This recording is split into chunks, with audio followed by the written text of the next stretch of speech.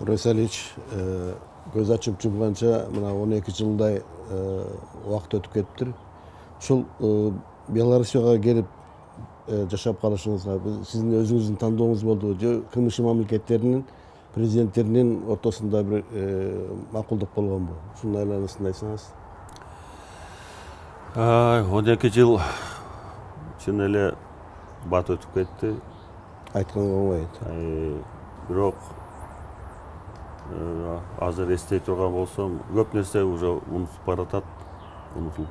Ошого карабай мен Тейитке келгенден кийин 8 апрелден ушу 9 күн Тейитте болдук. Ошол мезгилде бир 2-3 күндөн кийин бекен неме звонить этип калды. Путин звонить этти. Путин звонить этип айтып калды. Quraysalич, теги ак үйдүн астында болгон окуя боюнча сизди эч ким күнөөгө тарта албайт. Бирок эгерде регионалдык согуш чыгып кетсе, анда күнөөнүн баарын сиздин мойнуңузга жүктөп коюшат. Ошондуктан мен сизге кеңеш берет элем. Мамлекеттен чыгып кетиңиз деп. Өтөр, түндүк түштүк. Ошондуктан мен сизге кеңеш берет элем. Республикадан чыгып кетиш керек. Анан өзүм эгерде макул десеңиз, бир регионду айтам кай жака чыгып кетишиңизди. Мен айттым, мен ойлонуп көрөйүн дедим. Ойлонуп көрөйүн деп. Андан кийин дагы 1-2 күн өттү окшойт. Андан кийин Лукашенко Александр Григорьевич звонить этип калды. Ал киши звонить этип, Курманбек, биринчи эле ты комаров не боишься дейт. Чиркейден коркпойсуңбу дейт. Мен айттым, бул азилдеше турган абал эмес эле. Анан эмне деп атат экен деп.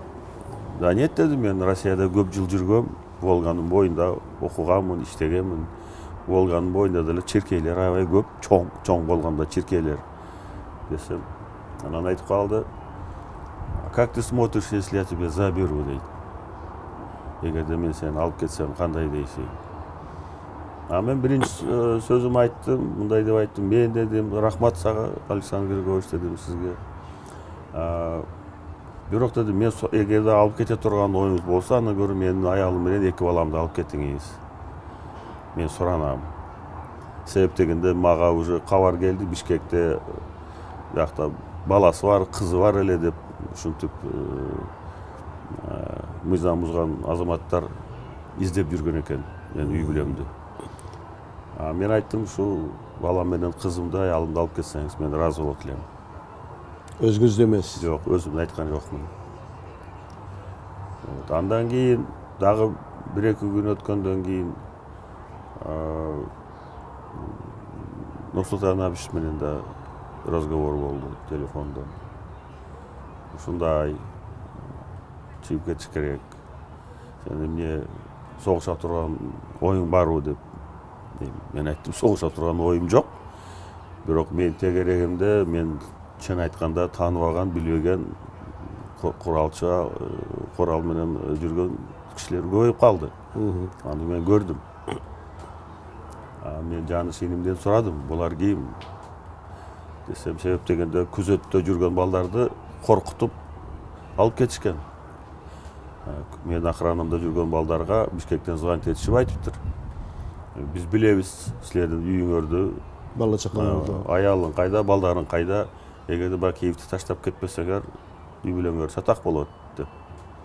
Анан мен аны уккандан кийин айттым, кой, кеткиле. Баргыла, оружияңарды тапшыргыла деп. Алар деле оңой менен кеткиси келбесе керек. Алар деле айтты, биз бара албайбыз, биз милдеттүүбүз, сизди биз коргошубуз керек Биз таштап кете албайбыз. Жок, мен айттым, жок, мен ыраазымын, рахмат дедим. Ошондон кийин жанакылар каяктан келген, эми кийин тактаганга деле убакыт болгон жок. Мен уктум, Афганга катышып, Афган согушуна катышкан балдар бар деп башка. Жаш балдар эмес болчу, мындай уже 40-тын тегерегинде. Назарбаев өзү чалдыбы же сиз? Жок, өздөрү чалышты. Путин да өзү чалды, Лукашенко да өзү чалды, Нуреке менен сүйлөшкөндө да ушу мен эч кимге чалган жокмун. Мен баягы бирөө менен чалып сүйлөшө турган абал эмес эле анда. Түшкө кирбеген нерсе болуп турса, бирөө менен сүйлөшкөндө эле. Мен өзүм чалганым, кимге мен чалдым? Бардюжага чалдым. ОДКБнын башчысына. Дедим, бул эмне деген нерсе? Ушундай курал менен төңкөрүш жасап бийликке келсе боло береби?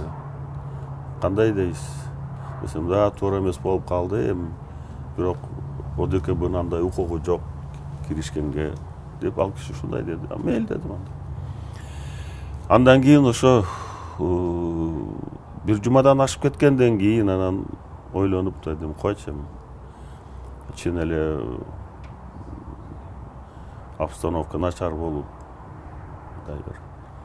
кой кетейин деп анан өзүм звонить этип айттым Лукашенкоге, мен макулмун деп. Сиз эми ошо кетейин дегенде өзүңүздү ойлогон жоксуз да? Жалпы Кыргызстандын эли тынчтык болсо, мени эле кетириш керекпи? Мен кетейин деген чечимге келипсиз да? Эгерде мен кетпесем, чын айтканда абал тынчыбайт болчу. Курчуп, ансыз деле митингдер биз уюштурбасак деле өзүнчө эл чогулуп, Жалал Абадта, кийин Ошко барганда, Ошто деле ошо бул кандай болду, бул эл менен элге түшүндүрүп берейин деген болчумун. Ошко барганда, Жалал Абадта эл менен жолугуп түшүндүрүп айткам, бардык өз көз караш. Кийин ойлондуп, где-то 9 күн болгондон кийин анан чыгып кеттим да. Ойлондум, аны аягын, биягын ачык айтканда. Сиз ошол Ошко барганыңызда Ошту мэри Мырзахматов бир күн мурунбу келип жолугуп кеткен турбайбы? Мени эл колдоп атат, эл менен ошо биз да колдойбуз депчи. Эмне үчүн кийинки бийликке өтүп кетти анда? Даже ортодо акча алып кеткен деген да сөздөрдү айтып жүрүшөт. Эми билбейм, Мелис Мырзахматов анын өзүнөн сураш керек. Мен Ошко учуп барганда Оштун губернатору, Оштун мэри Мелис Мырзахматов экөө мени тосуп алган аэропорттон. Барганыңызда? Барганыңызда? Барганда. Аэропорттон тосуп алышып, анан түнөй турган жерге алып барып, президенттин резиденциясына баргандан кийин мен карап кой деп түндөсү эле кетип калганбыз Жалал Абадка. Коопсуздук жагы опурталып эледи. Ал жерде калыштын кереги жок болчу. Баягы Бишкекте болгондон кийин, Таласта болгондон кийин, окуялардан кийин уже кой дедим, ишенич кетип калды. Ошол жерде бир сыр өтүп алат да. Балаңыз Марат коопсуздук кызматынын белгилүү баягы кызматкери эле. Эниңиз Жаныш Бакиев СГОнун башчысы болчу. Ушул төңкөрүштүн болорун билбей калдыңыздарбы? Же кандай болду? Же күтүүсүз болдубу? Бул мындай болду да, бул эсиңерде болсо керек бекен. Жанакы 2005-жылы мен шайланып келгенден мурун эле баягы өкмөт башчысы кылып парламенттен шайлап, президенттин милдетин аткаруучу кылып дайындаганда эле митингдер башталган, Бакиев кетсин деп. Ошол мезгилде эле башталган, Бакиев кетсин. Ак үйдө отурам иштеп, ак үйдүн тегерегинде жаштар чуркап жүрөт, байрактарды көтөрүп алып, кыйкырыш, Бакиев кетсин. Эмнеге кетсин? Келгениге 2 жума болду, эмне себептен кетиш керек? Жөн эле кыйкырык, Бакиев кетсин. Аны мен айтып кыйкыра берсин, эми иштейлик биз кой. Администрациянын жетекчисине, башкаларга. Ошондуктан бул жерде ачык айтканда андан кийин да көп ойлонуп жүрдүм. Бактыбаевда басып алды беле ошо? Жок. Мен шайлоого биринчи күнү сокулга чыкканда, эл менен жолукканда, ак үйгө кирип келишкен. Ошондо баркта басып эмес болчу, анда башка болчу. Баркта басып, кийин дагы бирөөлөр аракет кылган деп уктум. Ким билет, кимиси аракет кылган. Мен эл менен жолуккан чыгып кеткен президенттик шайлоо башталганда. андан аракет кылган. Биз ойлогонбуз, мен ойлогом. Бул мурун мына ошол 2,5 жылдын ичинде эсептегендерде болуп турго 1,5 миңге жакын митинг болгон деп билбейм, мен азыр эсептеген жокмун анысын. Ушул баягы эле митинг деп ойлодум да. Өтүп жүргөн митинг болсо керек дагы эле деп. Таласта болгон окуяны мен 6-сында уккан жокмун. Мен 7-синде жумушка келгенде эртең менен мага айтышып атпайбы. Таласта ушундай обл администрацияны басып алышты. Губернаторду барымтага алышты. Раматылык ички иштер министрибиз Кангатиев Муса Кангатиевди уруп сабап токмок кылып чала өлүк кылып неме кылды деп. Аны мен 7-синде окуп атам. Агыйга келгенде, жумушка келгенде. Ошондуктан мен деле булар деле менимче ойлогондо жок. Себеп дегенде саясий мындай бир экономикалык жактан бир негиз жок эле мындай барышка, мындай курал менен төңкөрүшкө барыш үчүн. Экономикалык жактан карап турган болсок, көрсөткүчтөр ошол 2010-жылы 1-кварталда Кыргызстандын эгемендүүлүгүнөн баштап эч мындай өсүү болгон жок. 15-16%га чейин болгон 1-квартал 2010-жылы. Элдин акчасы банктарда. Эми ал боюнча айта турган болсок сөз көп, китебимде жазылган булардын бардыгы. Биз ойлогонбуз кадимкидей эле жөнөкөй эле митинг деп. Анан жанакы кабинетти көздөй ок атылгандан кийин ошондо мен анан ойлодум, окуй бул уже башкача экен. Ошо токтоло кетсеңиз, баягы сиз отурган кабинетте ошол снайпердик ок тийгени жөнүндө да сөз болуп жүрөт да. Анда булар мамлекеттик төңкөрүш эмес, сизди жок кылууну эгерде мен ошол жерде булардын колуна тийгенимде, мен ал жерден тирүү чыкпайт элем. Кангатиевге жасаган мамилени жок, мен тирүү чыкпайт болчумун ал жерде. Себеп дегенде мен терезеден карап турдум. Ошол көчөдө кыйкырып жүргөн куралдар менен атып аткандардын көпчүлүгү мындай орусча айтканда неадекватный, баягы өздөрүн көзөмөлдөй албай мындай кандайдыр бир мас дейсиңби же бирдекелерди баягы наша-паша чегип алган дейсиңби, тартып алгандай да. Спирттин ичишкен. Эч бир мындай бир нормальный адам антпейт. Себеп дегенде алар атып атты, алар жака дагы ок чыгып атты ак үй жактан. Эми нормальный адам болсо сени көздөй ок атып атса, сен каалайсыңбы, жок дегенде башыңды ийесиң да. Жата калбасаң деле. Кийин көрсөтүштү го, көкүрөктөрүн ачып мына ат эле ат деп кыйкырып жүргөн. Жамгыр жаабаса. Эми алардын арасында мен кийин уктум. Тиги неме Мамакеев аксакал деле айткан экен. Бара жарадар болуп түшкөндөр. Даяр келди. Жарадар болуп түшкөндөргө биз баягы обезболивающий наркоз белгисиз каткырып күлүп жатат дейт. Каткырып күлүп, буга кереги жок дейт. Түшүнүксүз да. То есть балдар акыл эси кичине мындай бир ордунда эмес, башкача болгон. Эмесе акыл эси нормальный киши андайга барбайт. Ак үйдө ушул сиздин кабинетиңизди аткылагандан сизди башка кабинетке охранадагылар жылдырган турбайбы?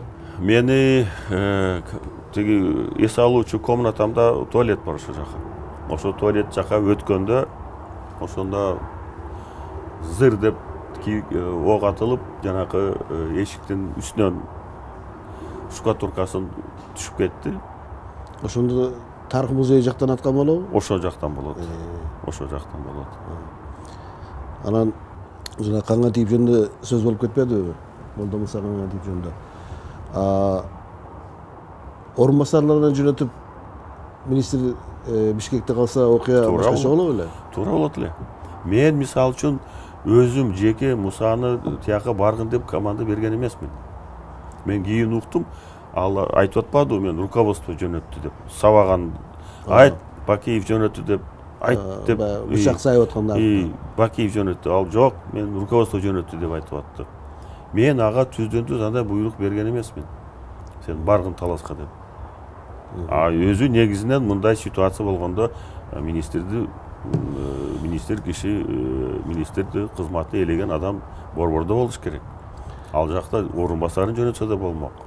Эми ошону карасаңыз, мына согуш учурунда дагы Сталинграддын алдында фельдмаршал Паулюс 28 генерал менен колго түшкөндө дагы генералдарга кол көтөрүп мындай тийген да эмес да.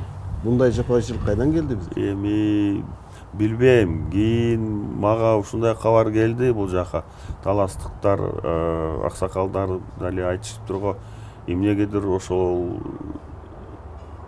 элдин арасында, жаштардын арасында, жанакы сабагандардын арасында мындай чоочун жергиликтүү балдарга окшобогон кебетеси жүргөн балдарды көрдүк дегендей сөз болгон да. Бул канчалык деңгээлде чындык билбейм, бирок мен ушундай сөздөрдү уктум ушул жакта жүрүп.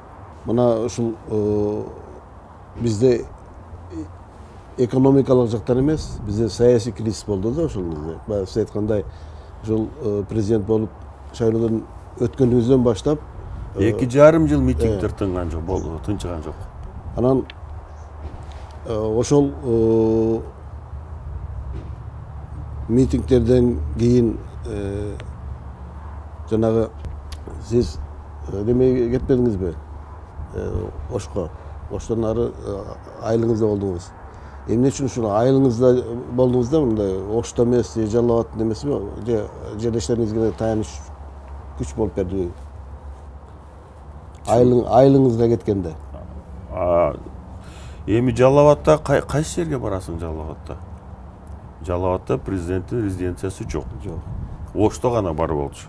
Жалал Абадта президенттин резиденциясы жок. Өзүм ошо туулуп өскөн айылда тиги бир туугандарым ошол жерде жашаган, Каныбек, Раматыл Жүсүпбектин үйү, тиги Абдулбасыт атабыз согуштун ветераны. Анан ошол жака бардым да, каяка барасың? Эмени мисалы Атамбаев президент болуп келгенден баштап сизди жамандап, ушу президенттик мөөнөтү бүткөнчө жамандап келди да. Кыргызстан тоноп кетти, уурдап кетти, миллиарддаган долларларды деген сөздөр ушулар менен да жашап калдык да. Анда өзүңүз деле уксаңыз керек. Анан мен укканыма караганда сиз жанагы балаңыздын айланасындагы ызычы болуп Лондондо сотко катышканыңызды бир айттыңыз эле. Ооба. Ошого бир токтоло кетсеңиз. Эми биз Лондондун сотуна кантип катышканбыз? Бишкекте Шон Дейли деген бир бизнесмен болгон экен, мен кийин ошо сотко катышканда уктум. Ошол Шон Дейлиге покушение болгон экен. Ошол покушенияны ушу биз уюштурду деп мен балдарым менен анан Лондондун сотуна арыз түшөт. Анан мага кайрылды, сиз ушул сот процессине катышасызбы же баш тартасызбы деп. Мен айттым, катышам дедим. Бизди подозревать этип аткансың, кантип катышпайм? Видеоконференция аркылуу катышканбыз. Мен бул жерден, Максим Лондондон катышкан, Марат балам да келип. Соттун жыйынтыгы бата эле 3 саат, 4 саатка жетпей жыйынтык чыгарды суроо жооптордон кийин. Бизди толук актады. Жанакы арыз менен кайрылган кишини мен тааныбайт деле экенмин аны. Ага чоң айыппул салды, штраф акчалай. Анан соттун чечими ушундай бир неме жазган жыйынтыгында. Кыргызстандын прокуратурасы, башкы прокуратурасы ушул уголовный ишти тергөөгө мындай принципиалдуу караган жок. Кандайдыр бир тенденциозно, бир жактуу кылып карагансыңар деп өздөрүнүн жыйынтыгын жазган. Ушундай болгон. Анан ошол эле тажрыйбаны бизде деле колдонсо болот эле да. Мисалы берилчү суроолордун баарын берип, онлайн түрүндө сиз менен ошол баягы прокуратура, сотпу, кайсы тараптагылар берген суроолорго баягы жооп бербей калып, бул убакка чейин сизди күнөөкөр деп эле айта бербей, чындыгын баягы элге билгизген үчүн эмне каалап айтышат баягы адамдар. Кыргызча айтканда оозуңа майып экен. Мен ушул жака келгенден бери айтып жүрөм. Мен кандай кааласаңар любой эл аралык сотко катышканга даярмын. Өзүмдү акташ үчүн. Себеп дегенде мага карата чыгарган чечимдерди мен даже көргөн жокмун. Мага бир бемиси баары билет мен каерде жашап атканымды. Белоруссия, город Минск, резиденцияда тиги резиденцияда жашап атам. Келип бир суроо берип койбойбу жок дегенде. Мына сизге мондай күнөөлөрдү коюп атабыз. Эмне дейсиз деп. Жок. Сиздин жообуңуз кандай? Эчтеке болгон жок. Мына пандемиядан бери мамлекет башчылары бири менен жолуга албай, мамлекет башчылары совещанияларды өткөрүп атса, чечимдерди кабыл алып атса, эмне бул бир соттун процесси өткөрсө болбойт экен? Мына Лондондун соту өткөрдү го. Эгерде азыркы бийлик макул десе, кана, мен ыраазы болот элем. Ошо кандай суроо берсе да даяр экенсиз да? Любой суроосуна. Эгер тергөөчүлөр бул жакка келип келсин. Келсин, мен өзүм тосуп алайын ошо келе турган адамдарды. Мен көп жыл мурун биринчи келип интервью алганда мен баргандан кийин кезиске интервью чыккандан кийин сиздин мурунку премьер-министриңиз өзүңүз тарбиялап өстүргөн Азим Исабеков жолукту эле да. Курманселичке бараарыңды билгенде мен да бир эки суроо коштуруп коймок экем деди да. Анан кандай суроо эле десем айтып атпайбы? Суроомон эле дейт. Мени Курманселич чакырды дейт. Чакырып премьер-министр болуп турган кезинде дейт. Оппозиция иштетпей койду. Оппозициянын талабы ушу премьерликти алабыз деди. Анан мен азыр десе да арызымды жазып берем, бирок ким келерин билип алайынчы Курманселич деп сизге айткан турбайбы?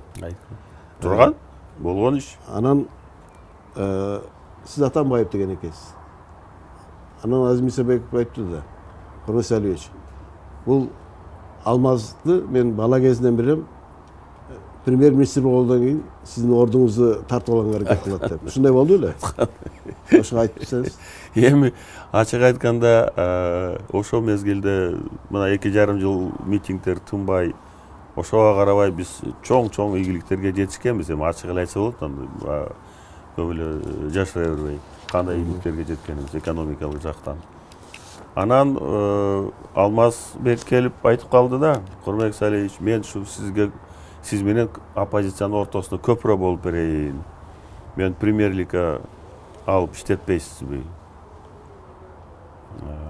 Өзү деле айтты, мен дейт көп деле эмес, бир аз убакыт эле иштеп берейин. Андан кийин кайра Азимбек Исабековду кайра алып келе бересиз. Мен билем, ал сиз өзүңүз өстүргөн жигит деп. Азимбек менен жанакы Исабеков менен жанакы сөз болгон. Азим менен. Эмне үчүн кыска эле убакытка деп айткан? Мен билбейм, аны өзү айтты да. Анан мен сага азыр түшүндүрүп берем муну. Келди, макул дедик. Болду, иштеп атат. Иштеп аткандан кийин бир 2 айдан кийин айтып калды, Курманбек, мен чарчадым. Сиз кантип чыдап атасыз? Мен 1-2 жолу саат 6-7-де издеп калам премьерди. Жок. Кайда десем, үйгө кетти дейт. 6-7 эле кетип калабы дедим. Президент жумушта отурса, бул кичине туура эмес го деп көңүл бурган жокмун. 1 жолу карадым, жок, 2 жолу жок. Анан өзү келип айтып атпайбы? Мен чарчадым, айттым, эми ушунча жыл өтүп кетти, айтса боло берет эми. Мен анан айттым, Алмаз дедим, сен эч кимге башка бул сөздү айтпа дедим, чарчадым деп. Иштегениңе 2 ай болсо дедим. Чарчадым деп атасың. Кантип сен? Анан айтпады беле, мен мына иштеп атам, президент эч өкмөттүн ишине аралашпайт экен деп. Алмаздын сөзү. Мен айттым, мына сен премьер-министрсиң, өз милдетиңди аткар, өзүң кабыл алып турган чечимдерди ал, чечим кабыл ал. Эгерде мен менен кеңеше турган кеңешкин келсе, кел деди мага. Жок, өзүбүз чечебиз десек, өзүңөр чече бергиле. Мен эч силердин полномочияңарга киришпейм дегем. Ушундай разговор болгон. Кызматтан кетиргенде да орден берип кетирбедиңизби? Ооба. Анан ал эмне ошо? Эми караса, бул 2 ай иштеп чарчадым деген. Мен где-то муну бир 5-6 ай иштеттим окшойт. Коем, уят. Жакында эле келдим. Дагы иштеп бер, Алмазбек деп өзүм соранып алып калгам муну. Андан кийин 5 айдан кийин 6 айдан кийин кой уже. Анан ошол жумуштан качып жүргөн адамга анан орден берип жөнөткөнүңүз таң калыштуу. Эми оппозиция менен мен ортомдо бийлик менен оппозициянын ортосунда көпүрө болуп бердиң, мына сага ошо көпүрө болгону үчүн деп бердим да. Сыгылыкты. Анан дагы бир сөз бар да, ошол баягы журналисттердин арасында, саясатчылардын арасында жанагы Данияр Үсөнөкө Кыргызстанда урдаган акчасын барып ушул Белоруссияда агро холдингди БНБК түзүп аткан деген ушунун канчалык чындыгы бар? Эми баягы орустардын кредитин алып качып кетти, дагы бирде келет алып кетти деп 300 миллион доллар. А боюнча анан мен бул жерде бүт журналисттерди чогултуп жаңы келгенде 6 апрелде кайсы банкта канча каражат жатканын бүт көрсөтүп бергем. Жанакы чоң эме өндүрүш мына жакында ишке кирет буйруса, июль айында ишке тапшырабыз. Ал чоң 14 завод. 14 завод 110 гектардын территориясында 14 завод курулуп бүттү, ишке берилди. Аны кытайлыктар курду. Кытайдын строительдери курду, Кытайдын кредитине курулду. Лукашенко менен Кытайдын президенти мамилеси аябай жакшы. Ошондуктан Кытай өкмөтү Беларусь өкмөтүнө льготный ыңгайлуу шартында болгон 2% жылдык пайыз менен, процент менен 630 миллион долларлык кредит берген, юань менен берген. Ошого мына курулуп бүттү, ишке кирди. Бул проекти башында биз эмне үчүн Данияр экөөбүз чыгып калдык. Данияр бул жерге келип, анан Малайзиядан келип жумушу жок, менде жумушум жок. Анан экөөбүз отуруп сүйлөшүп айтты эле, көрмөксө ушундай бир ой бар, ушунун үстүнөн бир иштебейлиби? Мен кичине изилдедим эле деп. Давай дедим, анда экөөбүз иштейлик деп. Экөөбүз бул проекттин үстүнөн где-то 1,5 жылдан көбүрөөк иштедик. Ал мен дагы бир 2 адис Кыргызстандан, Россиядан 4-5 киши группа болуп 1,5 жыл иштедик. Өзүбүз, эч кимден каражат сурабай, өзүбүз. Качан проектибиз даяр болгондо, жанагы биз өзүбүз иштеп чыккан проект, анан өкмөткө алып барып мен бергем. Тиги мына көргүлө могу проект кандай дейсиңер деп. Алар аны изучать эткенден кийин жакшы проект экен. Анан өкмөт изилдей баштады. Булар где-то бир 6 ай изилдеди окшойт. Текшериш керек да бар. Ошентип жалпысынан где-то бир 2 жылга жакын кетти. Анан эки өкмөт токтом кабыл алды. Тиги Кытайдын өкмөтү каражат бөлүп берди. Булар айтты, биз ушу каражатыңарды моунча мезгилде кайтарып беребиз деп, келишим негизинде бүттү, иштеп атат. Ал деген анча акча кайда? Кудай сактасын, биз эгерде Кыргызстандан акча алып кетмек турмак, өзүбүздү, жаныбызды араң сактап чыгып кеттик го. Анан каза болду деген чет мамлекетте каза болду деген Данияр Үсөнов эмне бул фамилиясын алмаштырганга эме болду? Аны өзүнөн сураш керек, бирок мен деле айттым, Данияр сен дедим, мен дедим сен атаңды тааныган кишимин. Атасын билчү элем мен Жалал Абадта иштеп жүргөндө. Даниярдын. Мен айттым, эмне дедим. Байке дейт, ушунчалык эми эсимде дейт, баягы болгон иштер, окуялар, төңкөрүш болгон окуя. Иш кылып, вообще ушул өмүрүмдөн өчүрөйүн ушуну, өзүмдүн өмүр баянынан. Не хочу вспоминать. Үсенов деген деле не хочу вспоминать деп. Мен өз эрки да. Фамилиясын өзгөртсө башкача эмне болуптур. Бирок баягы эле Данияр болуп, жакынакай болуп эле иштеп жүрөт. Жасаган иштери жагып атабы Беларусьга? Жагып атпай анан эмесе, мына угасыңар жакында буйруса. Кандай комбинат, кандай ишкана ачылып атат. 110 гектар жерде 14 завод. Ар бир өзүнчө эң биринчи технология менен бул завод ишке кирилип атат. Бул эртеңки технология, бүгүнкү эмес, эртеңки. Мен ушу сурооңо байланыштуу айтып коеюн, Кыргызстанда да бүгүн ушуну кылыш керек. Азыркы мезгил, мисалы үчүн бүгүнкү абал 5 жылда, 10 жыл эмес, даже 2 жыл, 3 жыл мурун мындай эмес эле ситуация. Бат өзгөрүп атат. Экономикадагы, саясаттагы. Ошондуктан Кыргызстанда ишкерлер кандай тармакта болбосун, эң алдыңкы технология менен гана иштетиш керек. Болбосо ал өндүрүш иштебейт. Өндүрүлгөн продукциясын сата албайт. Эртеңки технологияны колдонуш керек бүгүн. Ошондо гана тиги өндүргөн продукцияң чыгат бир жака. Сиз кызматтан кетпесеңиз, ушул заводдор бизге курулуп калышы мүмкүн беле? Эми мен сага ачык айтайын, Кандай мындай алдыга койгон пландарыңыз Мен бар? мындай болгондо бекен, сен жакшы суроо бердиң, сага рахмат. 2009 жылы мен 60 жылдыгым болгон. Президенттик экинчи срокко шайландым, экинчи мөөнөткө. Шайланып, ОДКБнын заседаниясы болуп, бүт мамлекет башчылары келип, ошондо Раматылык Ислам Абдыганимович Каримов бир гана ошо киши жообун берген жок экен да, барабы барбайбы Кыргызстанга, ОДКБга деп. Ана мен өзүм звонить эттим. Ислам Абдыганимович, ОДКБга келесизби? Ушундай калган мамлекет башчылар бардыгы макулдугун берди, сиз гана калдыңыз. Мага айтты, Курманбек дейт, ты знаешь мое отношение ОДКБга? Ал киши ОДКБны көп жактырбайт эле. Бирок мен билем дейт, сенин юбилейиң дейт, мен сенин юбилейиңе барам дейт. Анан келген ошо киши.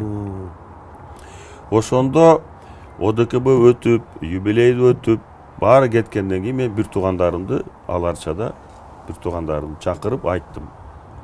Мына дедим, укалар дедим, мен экинчи срокко шайландым. Бул срок дедим акыркы. Башка мен иштебейм дедим. Десем баары мынтип мени карап күткөн эмес, мен бир туугандарым мында. Эч кимге айта элекмин мен муну. Биринчи жолу айтып атам мына. Эч кимге айта элекмин. Баары мени мынтип чукпай карап калышты. Ака бу эми көзүндө суроо эмне себептен деген. Мен айттым, мен чарчадым дедим, ачык айтканда. 5 жыл иштеп бекен. Мен бир жака барып эс алган жокмун, чет өлкөгө чыгып. 5 жыл иштеп, бир жумадан ашык эс алган жокмун. Только көлгө барчумун. Ошо 5 жыл ичинде эң көп эс алганым ошо жыл болуп туруп, 60ка чыкканда 10 күн эс алып турмун. Бир жума эмес, 10 күн. Анда да эс алыш каякта көлдө жүрсөң, папка кагаздарды алып келет, отурасың.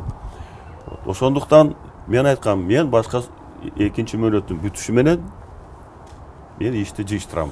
Бирок ошол кезде элдин арасында бир сөздөр болуп кеткен. Баки баласына калтырат экен бийликти депчи. Кими сен?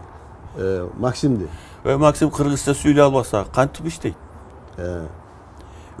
Эми бир ушак бирдекени таратыштан мурун да кичине ойлонуш керек да. Эми ушакта да мында бир реалдуу немерсе окшосо туура. Эми Максим кыргызча түшүнөт, бирок сүйлөй албайт. Эми аны ачык айтыш керек, ошо Сариге алып барганым туура эле болгон. Себеп дегенде, мен Сариге койгондо Американын посолу айтыптыр Бишкекте. Эми биз Кыргызстанга келе турган инвестицияларга көңүлүбүз ток, урдалбайт. Себеп дегенде ошол жерге баласын койду. Туура дегенде мен ошол жактан бирдеке жегим келсе, мен баламды кое берем ошол жерге. Бул жерде бул суроону берип атканым өзгөчө Орто Азиядагы президенттердин азыр балдарын такка калтырып кеткен моодо болуп атпайбы? Биз Түркменстанда көрдүңүз. Менин үй-бүлөмдө бул өтпөйт болчу, жанагы себеп. Мамлекет башкарган киши мамлекеттик тилде, кыргыз тилде сүйлөш керек. Жаза да билиш керек, сүйлөш керек. Максим ага жарабайт. Бирок ошондон коркушту да бек апайсы да. Корккон, сөз деген боло бер деген ар кандай сөз. Анан бул Орто Азияда өтө мондай проблема бул чек ара маселелери да. Ошол бул эми дипломатиянын эле жол менен чечпесе, курал менен чече албай турганын өзүңүз да бир жолу айттыңыз элеңиз. Мына Тажикстандын президенти менен болгон жолугушуулардагы мисалдарды айттыңыз. Баткенде койдун ичегисиндей болуп кетип, бул жагы тажик, бул жагы кыргыз, бул жагы тажик болуп кеткендер. Ошону кандай чечүүнүн немелерин баштадыңыз эле ошолда? Анткени ошол мезгилде мына Мадумаровга ушул кезге чейин баягы Асыл Келешбаев чыккынчы дегенге чейин барышты да, жанагы 270 метрдин айланасында. Баткендин чек араларын мен ачык айтканда премьер-министр болуп иштеп атканда барып ошондо көрдүм. Ага чейин чүйдө иштеп аттым, жалал абад иштеп аттым, ишиң жок болсо аяка барганда мындай мүмкүнчүлүк да жок болчу. Премьер-министр болуп иштеп атканда барып ошондо мен бир чечимге келгем. Ал жерде эки эл бир гана жолу бар. Ынтымакта жашаш керек, башка жол жок. Ал жерде каалайсыңбы делимитацияны жасашы мүмкүн. Могу жер огород менен кетет керек болсо. Эми ошол огород менен кийин демаркация кылабызбы? Ал жерде эң негизгиси айыл өкмөтү, райондун жетекчиси, областтын жетекчиси, губернатор коңшу мамлекет менен өз деңгээлиндеги жетекчилер менен абдан тыгыз болуш керек. Биринчиден. Эл ал жерде бир үй тажик, бир үй кыргыз, тажик кыргыз. Көчөнүн бир жагында тажиктер, бир жагында кыргыз. Койдун ишегинде эле болуп кеткен. Мен барып машинемен бараттым. Бул кимдин жери? Кыргыздык. Бул кимдики? Тажик. Бул ким? Кыргыз, тажик. Бул кантип бул чек араны биз делимитация кылабыз. Делимитация кылсаң да болушу мүмкүн, бирок демаркация кантип кылабыз деп. Ошондо эле мен бир жыйынтыкка келгем. Ал жерде жашаган эки эл ынтымакта, биримдикте, мындай бир туугандай болуп жашаш керек. Башка шарт жок. Рахмон менен жолукканда ошолорду айттыңызбы? Мен бир жолу мындай болгондо, Рахмон менен ушул маселе боюнча сүйлөшкөндө, бир жолу мага кабар келди Баткенден. Бир кыргыз жигит менен тажик жигит мушташып кетиптир. Бир көчөдө жашаган. Эми ким мушташпайт жаш балдардар? 15-16 жашта экен же бир үй бүлөдө эле 20ге чыкпаган балдар биз деле мушташып чоңойгонбуз да. Анан мушташып кетиптир дейт. Мен ошону укканда эле ошол моментте Рахмонго звонить эттим. Рахмон дедим, мондой окуя болуптур. Уктуңбу десем, уктум деди. Деди, давай деди мындай кылалык, мындан кийин ушундай окуя кайталанбасын башка. Мен дедим, өзүм жактагылар менен сүйлөшөйүн. Ошо жергиликтүү эл менен, жетекчилер менен мындайга шарт түзбөйлүк. Сен өзүңдүкүлөр менен сүйлөш. Эгерде дедим, чек арада ушундай жөнөкөй эле мушташ чоң курал сурагыл жок, жөнөкөй эле мушташ үй бүлөдө урушкандай ошол замент муну токтотуш керек. Ошол замент басыш керек. Макулсуңбу десе, макулмун деди. Бүттү. Бир жолу курал атылмак, турмак, уруш болгон жок. Мушташ болгон жок. Себеп дегенде эки элдин ортосунда мамилени жакшы кылыш керек. Башка жол жок ал жерде. Анан ошол жерде жанагы 270 метрдин тарыхы кандай болду? Ал жерде мен ачык айтканда уже көп жыл өттү. Мындай деле кийин угуп аттым, Адаханды ушинтип эле сатты берди жерди деп. Биринчиден жерди эч ким сата албайт. Ушуну мен кыргызстандык мен туугандарым, жердештерим бир жакшы түшүнүп алыш керек да. Жерди эч ким сата албайт. Буга вообще мыйзам жол бербейт. Жерди бир жака талаш жер, баягындай талаш жерди деле чечиш үчүн өтө кыйын чоң маселе бул. Мунун эрежеси аябай татаал биринчиден. Аны айтып керек болсо айтып берем. 275 метр боюнча Адахан кирип айтып калды, Курманбек ушундай, могу жерде биздин ошо жерден өтүп аткан атуулдарыбызды кыйнап атыптыр, айрыкча кыз келиндерди. Токто, текшерт, эмеңди чеч, көйнөгүңдү кана, сумкаңды кана, тимиле ушалаганга чейин, ошондойго чейин барып кыйнап атыптыр. Мен айттым, анда барып кел. Барып, ошо жерде эл менен сүйлөш, жергиликтүү эл менен. Биз тарап менен да, тиги тарап менен да сүйлөш. Кандай ыңгайлуу болсо, ошол маселени чечишке аракет кыл дедим. Тапшырма бердиңиз. Бүттү, кетти, кийин келди, айтты, Курманбек ушундай эки тарап менен сүйлөшүп, мондой протокол түздүк. Ошо жерди убактылуу болдубу? Беспрепятственно өткөнгө шарт түзүлдү. Жарандарга тоскоолдуксуз. Эл разыбы? Разы. Тигилер макулбу? Макул. Каршы болгон жокпу? Жок. Макул, бүттү, унутуп калганбыз аны. Ошондой эле чечилген, бүттү, ошо менен унутуп калган, аны эч ким көтөргөн деле эмес. Ал жерди сатып берип өтүп кеткен жок ал тажиктерге. Тем более протокол деген нерсе бунун юридикалык мааниси экөөбүз мына отуруп сүйлөшүп бир чечимге келсек, эми бири-бирибизди жакшы билсек, кол алышып сүйлөштүк деп кете беребиз. Экөөбүз бири-бирибизди жакшы билсек, могу бир чечим, бир нерсени, бир маселени сүйлөштүк.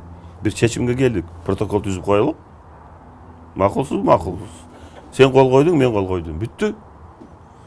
Анан ушул чек ара маселеси боюнча да бир сиз премьер-министр кезиңизде сокту баягы Өзбекстанга Рим болушунда бир ызы болбоду эле. Анан кийин өзүңүз ошол катыңызды кайра чакыртып алганга туура келди. Кандай болду анда? Жок. Ал анда да ошо Текебаев менен Адахан болсо керек. Экөө кыйкырып чыккан парламентте мен премьер-министр болуп иштеп жүргөндө Сохко анклавда Сох. Анан Сохко барып ушундай маселени Аскар Акаевич айтып калды. Өзбекстандын биринчи вице-премьери келатат, көрмөсөңүз, суу маселе боюнча, Сох боюнча, тияк боюнча ушуларды карасаңар, макул деди. Суу маселеси боюнча, башка маселелер боюнча сүйлөштүк. Андан кийин Сох боюнча вице-премьер айтып калды, көрмөсөңүз. Ушу дейт, бизге Сохко жол берсеңер, өзүңөрдүн территорияңардан коридор берсеңер, биз башка жерден беребиз. А мен айттым, эгерде биз силерге коридор берсек, силер биз канча 2 гектар беребизби, 5 гектар беребизби, ошончо гектар жер силер бересиңерби бизге? Беребиз. Хорошо дедим. Анда сүйлөшөлүк. Кийин барып көрдүңүз ал жерде. Андан кийин ошондо меморандум түзүлгөн. Меморандумда анда эми менде жакшы тажрыйба жок эле өкмөт башчысы катары. Жакшы менин акылыма келип коет бир пункт жаздырып койгом. Эгерде өзбектер берген жер бизге туура эмес келсе, туура келбесе, анда бул могу меморандум иштебейт деп. Ушундай бир пункт жаздырганмын да. Туура болгон экен. Кийин алар айтып калды, дагы бир барганда, могу жерден берип атабыз. Барсам, тоонун арасында. Айттым, бул жер бизге туура келбейт. Дедим, демек протокол, бул меморандум баягы күчүн жоготту. Всё. А парламентке келсем анда ошондо Текебаев дагынан, Мадыбаров дагы Курман Аксаевич, жигит болуш керек да, кызматтан кетиш керек да деп кыйкырып чыккан. Мен айттым, Адахан Акимсанбаевич, жигитчиликти мен менен далилдешкенге даярмын деп. Өкмөт премьер-министрин экөөбүз ошентип айтышканбыз аны менен бул маселе боюнча. Анан дагы экөөңүздөрдү дайыма могул апайсадалар могул каркыраны берип жиберген деп айтышат да. Бул каркыранын тагдыры кандай болгон өзү? Бул маселелер бизге чейин эле Акаевдин убагында эле ошол мезгилде эле каралып калган, ошол мезгилде эле чечилген десе да болот менимче. Мен бир нерсени азыр эстейм, бул эстеп атам бул маселе боюнча. Депутаттарды бир тоо менен баргыла, барып туруп ошол жерде биздин атуулдар менен сүйлөшкөлө. Алардын сунушу кандай? Эптеп элге ыңгайлуу шарт түзүш керек. Анан кабинетте отуруп алып эле нары бери чийип койгон болбойт. Ошол жерде эл кандай деп атат? Десем, барганда кийин айтып келишти. Курман Аксаевич деди, биз сүйлөштүк. Жергиликтүү бийлик, жергиликтүү элдин жашап аткандар айтышты дейт. Бизге могу жер туура келет. Биз ушул жер жайтты пайдаланабыз. Наркы биздики дейт. Ал жерге биз пайдаланбайбыз. Бизге ушул жер ыңгайлуу. Ушул жерди казактар берсе жакшы болот деп. Анан ошондо менимче азыр биз казактардан 1,5 гектар алсак керек, 1600, 1700бү? Бизден алар алдык где-то бир 600-700 гектар жер алды. Биз почти 2 эсе көп алдык бергенге караганда. Ошондой эле болгон, ал сатып бериш. Эми азыркылар баары эле жакшы билет го, бул чек ара маселелерди, талаш жерлерди кандай жолу менен чечилиши. Бул мындайда дүйнөлүк практикада эгерде ошондой бир талаш жерлер болгон болсо, эч качан бир тарап кетпейт, бир тарап чечилбейт. Кичинекей өлкө болобу, чоң өлкө болобу, күчтүү болобу, алсыз болобу, бир тараптуу чечилбейт. Сөзсүз бир жак өзүнүн территориясында, мисалы үчүн дүйнөлүк практикада ошондой. Эгерде мына 2 участка болсо, могу жер биздикиби, биз буларга айтабыз. Могу жердин 70% силер аркылуу биздин жерден, биз 30% силер бергиле. А силердин жериңерден тескерисинче 70-30 ушинтип чечилет. Ушундай жолу бар. А бири-бирин эгерде баягы мындай бир тарап жок десе бүттү. Эч качан чечилбейт. Тийбеш керек анда.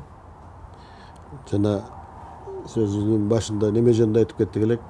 Жанагы Ала тоо аянтында каза болгон балдардын ок ак үй тараптан эмес, көпчүлүгү артынан тийген боюнча. Мен уктум. Рыспек Өмүрзаковдун китебинде да жүрөт, башка мындай катышкандардын арасында да сөздөр бар. Ушул сизди мамлекеттик төңкөрүш жолу менен кетирүүнүн эң жаман жагы ушул кандуу неме менен кетириш үчүн башка бир чоң державалар катышкан деген сөзгө кандай карайсыз? Мен ойлойм, бул сөз чындыкка жакыныраак. Чындыкка жакыныраак. Себеп дегенде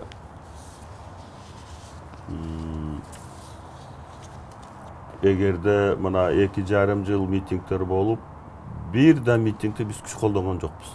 Таркатканга эч күч колдонгон жокпуз. А мында деле күч колдонбойт болчу, эгерде куралсыз келген болсо. Курал менен келип атпайбы? Мында кандай болуп атат? Эми тиги Өмүрзак Рысбековдун китебинде мен бир сыйра карап чыкканмын. Бул мына журналисттик иликтөө. Тергөөчү эмес. Тергөө жүргөндө анда башкача болот. Анда адистер текшерет. Бүт криминалисттер, баллистиктер, тергөөчүлөр, следователь, бүт алар өзүнүн тажрыйбасы менен, өзүнүн квалификациясына жараша.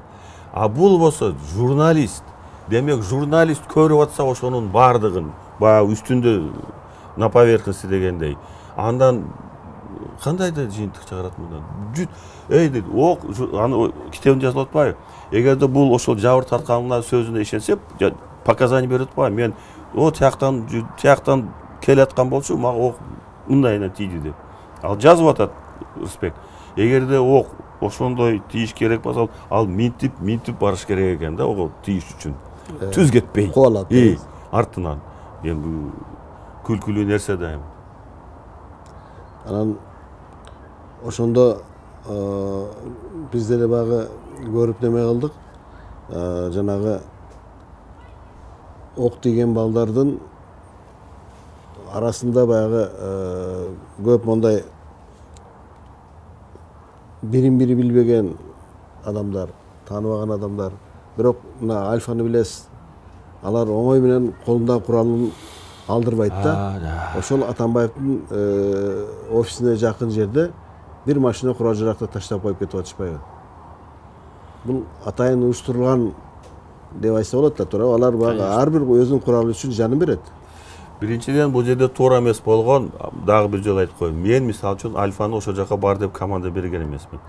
Альфанын максаты, анын милдети башкача бекен. Альфа деген структура бул эмне? Бул антитеррористический структура. Бул эгерде мисалы үчүн бирөөлөр заложникти алып алса, самолетту угон кылса деп ошо сыяктуу. Ошондо Альфаны колдонду. Ал жака Альфаны эмнеге чыгарды, мен билбейт экенмин ачык айтканда. Эми о тиги Суталинов, Муратбек команда берсе керек. Бирок бунда карасаң биринчи жарадар болгондор кимдер болуп атат? Курсанттар болуп атпайбы, эгерде мен жаңылбасам. Гранаттар. Туурабы? Ооба. Укук коргоо органдары күч колдонгон жок. Биринчи өлүп аткан эки жигит өлгөн. Бир орус, бир кыргыз жигит, туурабы? Биринчи жабыр тарткандар колдорунда дубинкадан башка эч нерсе жок. Немелерге граната ыргытып атышпайбы? Ошо жаш балдарга ыргытып, гранатаны ыргытып. Андан кийин ак үйдү астына алып келип туруп, тиги БТР менен, эми БТРдин үстүнө пулеметту коюп алып атып атса, анан ак үйдү коргогондор эмне аларга билинчи калып чыгып бериш керек. Эми ак үй номер 1 кайтаруда турган объект. Жок, аны баары билет да. Мына демократиянын атасы деген Америкага конгресске кол салды, эмне атып салды? Аял кишини. Куралы жок.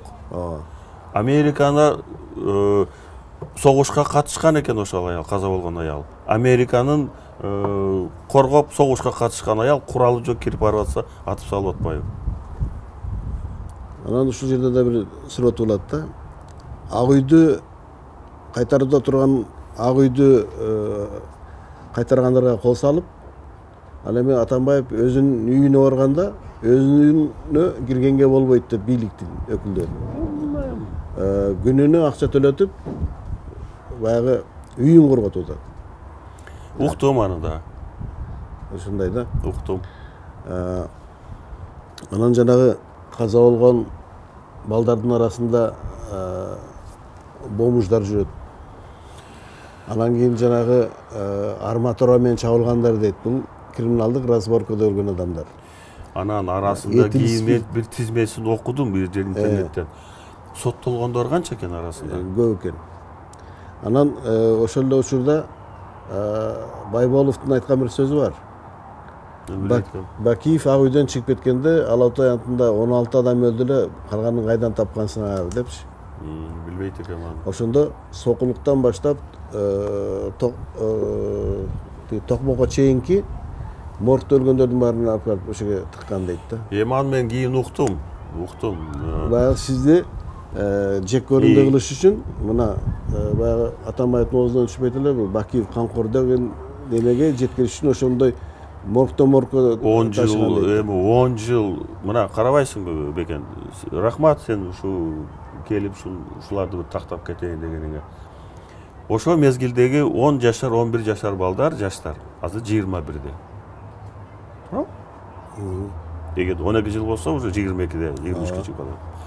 Ошо жаш балдарды мына 10 жылдан бери мээсине куюп бүттү. Отунбаева менен Атамбаевдин экөөнүн бийлиги айрыкча. Атты, өлтүрдү, атып кетти, буйрукту берди, анда мына деп. Мен да кийин тиги түшкө келгенде Жанычтан сурадым, Жаныч ушунча адам каза болуптур. Ушу баарын ушу тиги СГОнун балдары аттыбы же Ак үйдү коргогондор. Эм спецназ бар болчу, тиги Коргоо министрлигинин спецназы бар эле. Жок байке ака дейт. Бизде команда болгон дейт. Курал колдоносуңар. Кимдин колунда курал болуп уже тиги атака баштаганда ошолго гана курал колдонгон. Болгондо да бутуна аткыла дегенбиз дейт.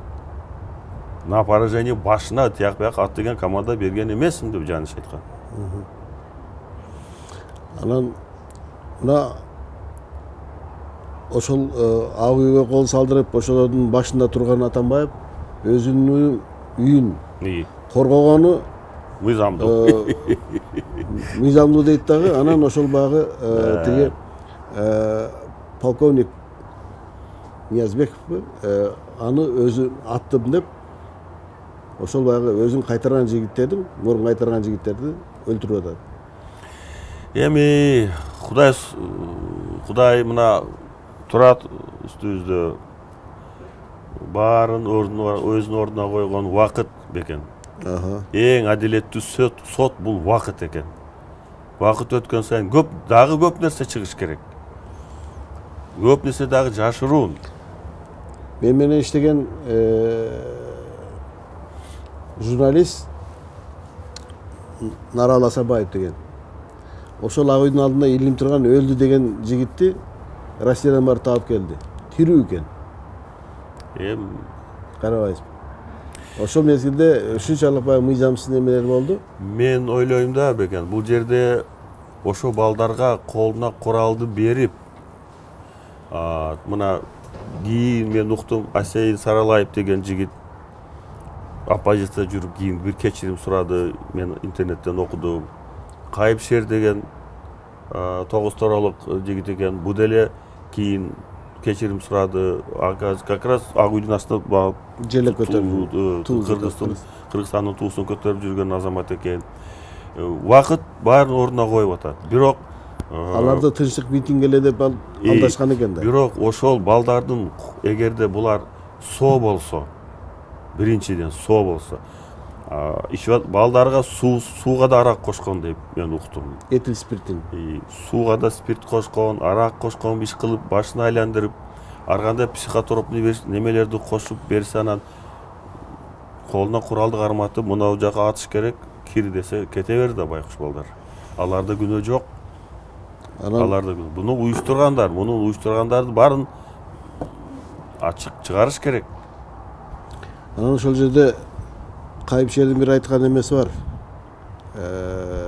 Биздин ГСке интервью бергенде интервью чыккан. Ал жерде монту айтып атпайбы? Атай бейитти тазалаш керек депчи. Ал жерде мародерлор жүрөт, жанагындай криминалдык разборкада өлгөндөр жүрөт. Анткени сиз ал жерге Чыңгыз Айтматовдун баягы сөөгүн койдурган Кыргыздын бир ыйык жери бар. Туура. Мамлекеттүүлүктү сактаган Төрөкул Айтматовдор, ошол баягы 37-жылдары күнөөсү жоготулуп кеткен адамдар, биздин салкар жазуучубуз сөгүп жаткан жерде бир мындай ыйыгыраак кармайлы деген небени көтөрүп чыкты да. Эми аны азыркы бийлик эл менен акылдашып чечиш керек. Мен сага айттым эле, мен саясаттан кеткениме 12 жыл болду. Саясатка кайта барайын деген оюм жок. Мен азыр 50-60 эмесмин, жашым 70-тен ашып кетти. Ошондуктан мен болгон убактымды балдар, неберелер менен алек болуп жүрөм. Ошондуктан мага эч кандай бийликтин же саясатка бир аралаша турам деген оюм жок. Ошондуктан эгерде сен келбегениңде мен даже жолукпайт элем, бул суроолоруңа да жооп бербейт элем ачык айтып. Анан баягы жана башында беремде унутуп калыпмын. Тейтте жүргөнүңүздө генерал Артур барган да, Медетбеков. Экөөңүздүн ортоңузда да кандай сөз болгон? Мен кете элекмин, Артур келди, мен аны көрүп эле айттым, мен ойлогомуш сени жөнөтөт го деп. Себеп дегенде сыйлачым ал жигитти. Чын эле мындай генералга татыктуу, өз ишин жакшы билген, настоящий жигит. Аны эми колго түшүп берди деп келди да, туурабы? Эми ал келгенде мен айттым аны, эмне кандай задание болду, эмне? Десем, ушундай, сизди эми не алып кетесиңби дедим мен. Жок дейт. Учуп кетпедим анан кийин.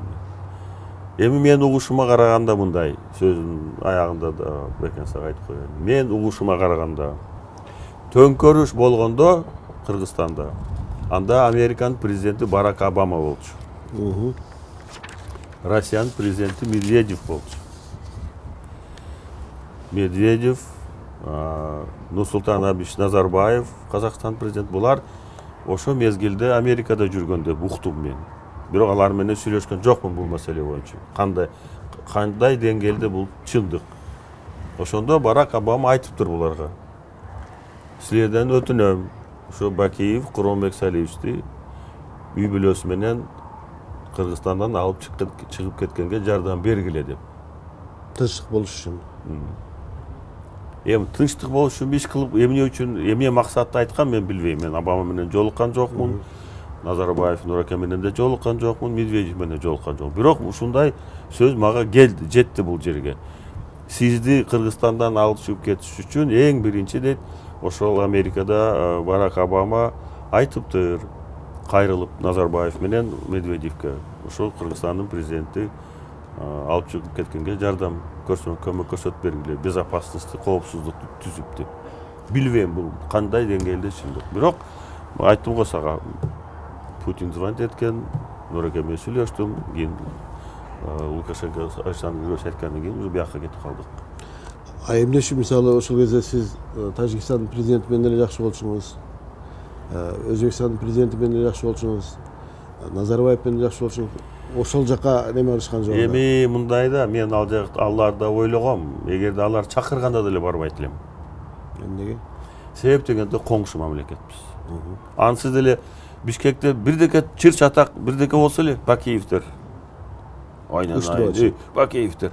Мен кийин бир нече жылдан кийин угуп аттым. Тоба кылдым, ким бир азилге салып айтыптыр го, жакында уюң тиги сүт бербей калса да Бакиев күнөөлүү болобу деп. Эмне гана букадан качпай калса да. Эмне болсо бүт эле бизге жүктөп атты го. Анан мен Казакстанда болсом, же Тажикстанда болсом, же Өзбекстанда болсом, туура эмес болуп калмак. Алар чакырганда да барбайт элем. Туура эмес болуп калмак.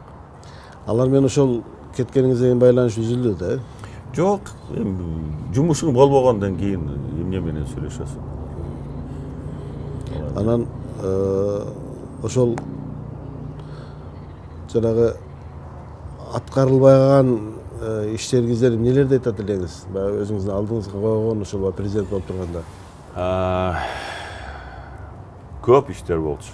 Мен баягы сөзүн башында айтпадым беле? Экинчи сурак акыркы болчу.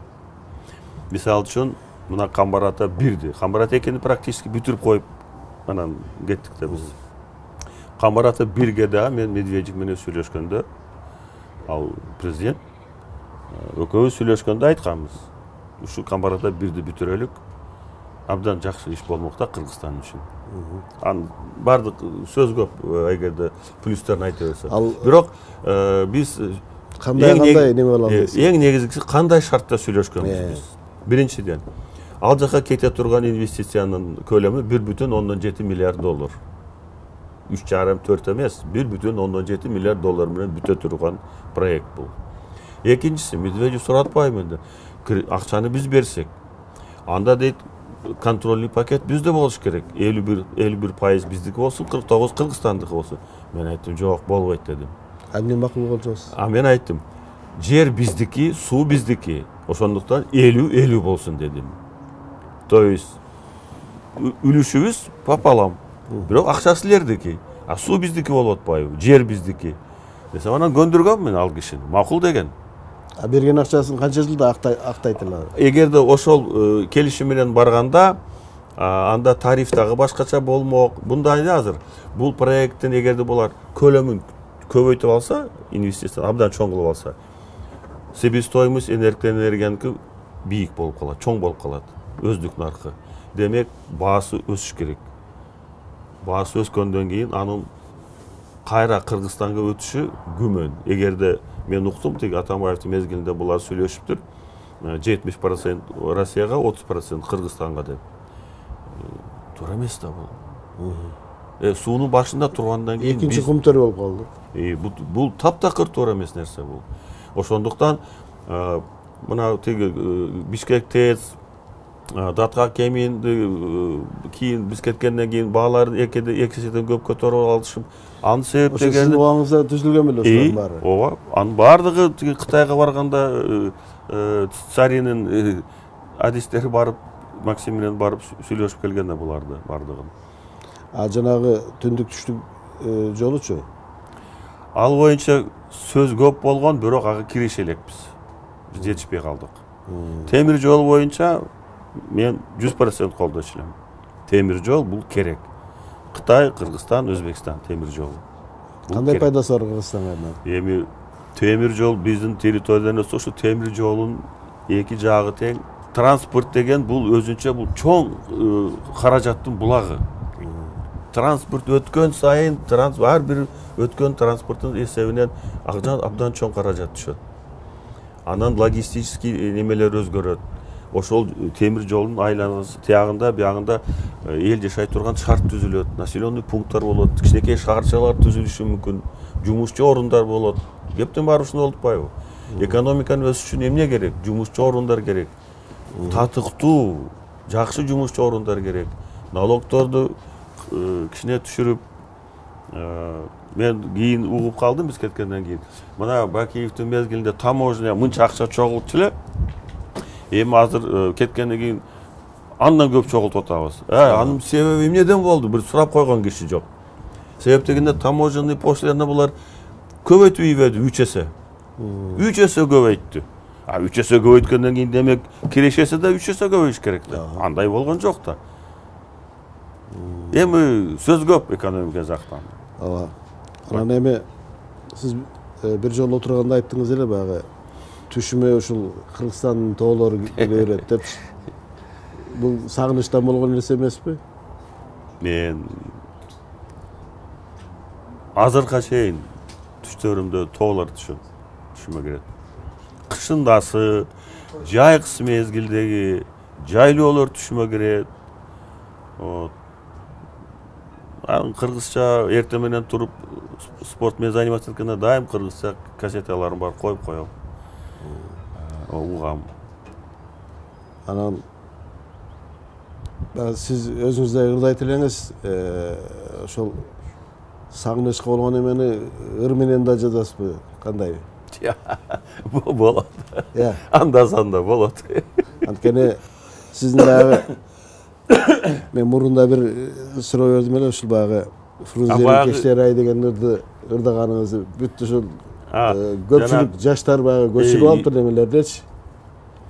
Көрсө жакшы ырдайт экен депчи. Жок, каякта эми анча-мынча бар, орысша айтканда медведь на ухо не наступил, но анча-мынча түшүнүк бар да. Ыр деген эми бул көңүлүңдү ачат. Көңүлүңүздү ачып бир мына маегибиздин аягында бир ошо жакшы көргөн ырларыңызда бир ырдап берип койбойсузбу? Жакшы болот да, сагынычты тарат дегендей. Бекен эми сен ырдап бер деп мен юбилейиме карата классташтарым бир кино тартты эле. Ошондо Фрунзенин кештери деген. Анда дагы тартып аткан киши капыстан эле сурап берип калды. Ырдап бербейсизби? Анан азырбы десем, ооба дейт. Сен да ошентип атасың ошо. Жөн сиздин ырдаганыңыз эми Беларусияда ырдай бербей, эми эл дагы үнүңүздү уксын, Кыргызстанда ырдап атам да. Дагы бир ырым бар. Бул ырдын сөзү мен Орто Азияда мектепти бүткөм. 1 жыл 10 класста кыргызча окугам. Ошондо мен менен окуган классташтарымдан кыздардын бири ушул ырдын сөзүн мага берген да. Жазып берген. Куйбышта жүрөсүң, окуп жүр деп. Аякта анда ырдабай эле бат-бат келип турчу элем. Анан ошол сөздү бир обонго салыштырып көрөлү экенмин, мейли анда. Өзгөндүн калын багынан өзгөчө сени сагынам. Өзүмдөн башка бирөөгө күлүп бир койсоң тарынам. Өзүмдөн башка бирөөгө күлүп бир койсоң тарынам. Көзүң бир кара дүрбүдөй, көргөн бир адам сүйгүдөй. Шакегим болуп калбапсың, колума тагып жүргүдөй. Шакегим болуп калбапсың, колума тагып жүргүдөй. Кызыл ат минсем оттобойт, кыяга бутум токтобойт. Кыргыздан көрдүм көп сулуу, кыялы сага окшобойт. Кыргыздан көрдүм көп сулуу, кыялы сага окшобойт. Болду го. Эми Беларусь сизге экинчи үйлөрүңүздөй болуп калды да. Анан ушу Белоруссиянын эли, анын президенти жөнүндө бир жылуу пикирлериңиз болсо айтып койсоңуз. Мына 12 жылдан бери жашап, бир жыл эмес, бул 2 жыл эмес. Беларусьтун эли боюнча айта турган болсом, абдан жөнөкөй, эмгекчил, меймандостук жакшы көрөт, билимдүү, анан абдан маданияттуу эл экен. Көпчүлүгү. Үйрөнөтөн жактары көп экен. Көпчүлүгү. Анан булар абдан мындай скромный да. Баягындай турмушунда да сарамжалдуу. Мындай чачып нары бери неме кылышпайт. Абдан тазалыкты жакшы көрүшөт. Мына көрсөңөр керек. Бир жерден бир кагаз жаткан мусор көрбөйсүз. Президенти Лукашенко Александр Григорьевич боюнча айта турган болсом, мен ушу жашка келип ушундай дос тапканыма мен Аллага ыраазымын. Бул киши мага мына өткөндө орден дружбы народов деп ордендин эң даражалуу ордендердин бирин берди. Жаңы келгенде шарт түзүп берди жашаганга, үй бүлө менен. Бардык жактан. Балдарым болсо эми күчүү балам Данияр садикте болчу. Эми үйгө келгенде кыргызча сүйлөшөбүз, садикте эртеде кечке орусча, кыргызча унутуп та калды. Кызым кичине чоңураак болчу, ал баарын түшүнөт, чет тилде, англис тилде Белоруссияда олимпиадасына катышып, мектепте окуп аткан, 2-орун алган. Кыргызга. Азыр университетти бүтүп атат, бүттү уже диплом алат жакында. Улуңуз да студентпи? Küçük балам азыр 11-де бүтүп атат. 11-де. Эми тапшырат. Лукашенко боюнча айта турган болсом, бүгүн бул бир гана СНГ эмес, Европа, вообще дүйнөлүк лидердин арасында эң мыкты, эң күчтүү президент десем жаңылышпайм. Бул кишинин тажрыйбасы, бул кишинин билими, жөнөкөйлүгү эл абдан жакшы билет, беларустар. Ошондуктан Беларусиянын президентине тең элем деген Европанын лидерлери деле мен тең койбойм буларды. Бул киши менен мындай бир немеге деңгээлин бир кое алам. Буну абдан бийик. Ушунчалык патриот, өз элин жакшы көргөн, сүйгөн, жерин жакшы көргөн. Биз экөөбүз жаңы таанышканда айтканда, Курманбек, сен станоктон чоңойгонсуң дейт. Мен дейт тиги жерден чоңойгом, бул дыйканчылык кылып чоңойгом дейт. Ошентип биз жаңы таанышканда ошентип таанышканбыз экөөбүз. Кыргызстанга да көп бардылар. Истигамакта. Ошондуктан мен 1000 мерте ыраазымын буларга. Белоруссия менин экинчи родинам болуп калды. Мага бир куттуктоосунда Саша жазып атпайбы? Сен абдан бай адамсың дейт. Башкаларды бир эле мекен болсо, сенде экөө дейт. Бири Кыргызстан, жана Беларусь, у тебя две родины деп айтып атпайбы? Анан сизге мен уккан баарында жер бөлүштүрүп берди дейт го, үй саламга. Ооба. Кандай шарт менен ал? Указ менен эле берди. Указ менен эле берди. Коңшу болгон жоксузбу? Коңшу болгон жоксузбу? Жок. Эми жакын. Биrbirибизге жакын. Сизге рахмат, Курмансарай Ишмол, өзүңүздүн убактыңызды бөлүп, ушул баягы Кыргызстандагы биздин гезиттин окурмандарына ушундай кенен интервью берип, баягы тактап көп тарыхый окуяларды эмалганыңыз үчүн сизге, биздин окурмандарыбыздын атынан сизге чоң рахмат. Мен негизги сөздүн аягында бекен сага да рахмат келип, мен өзүң билесиң, көп эле интервью бергенди жактырбайм. Дайыма качам алыстап жүрөм, койчу дейм.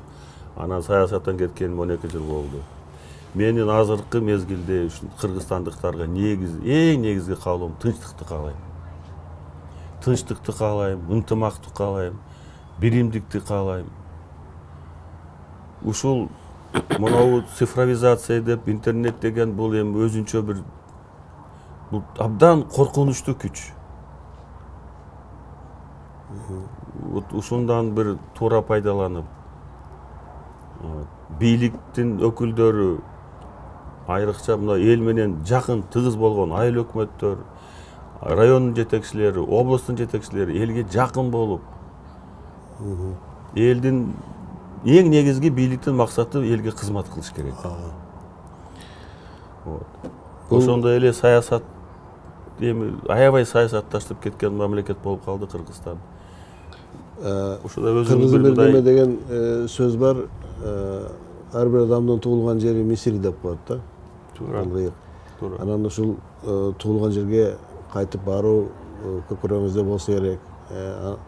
Кандай эмелериңиз бар да? Эми мен жана айттым го, эгерде сот процесси бийлик колдосо, азыркы бийлик макул болсо, мен бир адвокат жалдайм Кыргызстандан.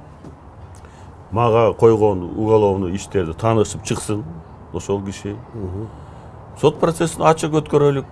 Мен берден туруп видеоконференция аркылуу ачык сот процесси өткөрсүн.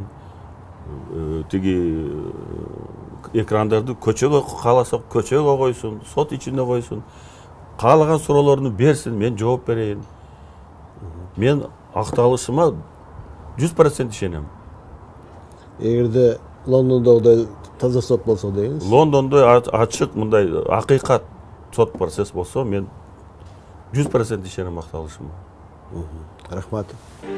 Убакыт судаяқты унутпады, ачылган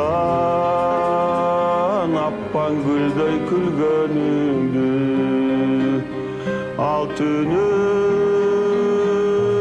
айта берем жетин албай, Чакырбай бул дүйнөдөн билгениңди, үн какпай мени тиктейт бактарактар. Жүрөктө сагынчыма карашкансың, негедир канаттуулар учуп өтсө, сезилет сени көздөй бараткансың.